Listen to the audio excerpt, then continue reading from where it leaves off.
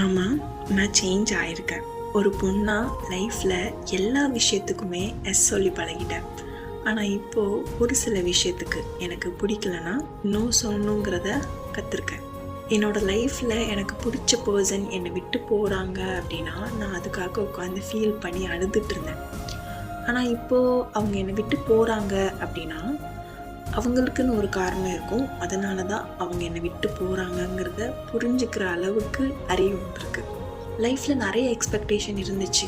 ஆனால் இப்போ எந்த ஒரு எக்ஸ்பெக்டேஷனும் இல்லை, எதுக்குமே இல்லை. சின்ன சின்ன விஷயத்துக்கு கூட நான் பிரேக் டவுன் ஆகி ஃபீல் பண்ணிகிட்டு இருந்தேன். ஆனால் இப்போது லைஃப்பில் எவ்வளோ பெரிய விஷயம் நடந்தாலும் அதை அக்செப்ட் பண்ணிவிட்டு மூவ் ஆன் ஆக கற்றுருக்கேன். என்னோடய ஃபீலிங்ஸை எல்லார்கிட்டேயும் போய் நான் ஷேர் பண்ணிகிட்டு இருந்தேன்.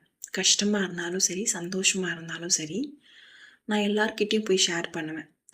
ஆனால் இப்போது எவ்வளோ பெரிய கஷ்டமாக இருந்தாலும் சரி, என்ன நடந்தாலும் சரி, அதை எனக்குள்ளேயே வச்சிட்ருக்க கற்றுருக்கேன். நான் ஒத்துக்கிறேன், நான் முன்ன மாதிரி இல்லை. But it's okay.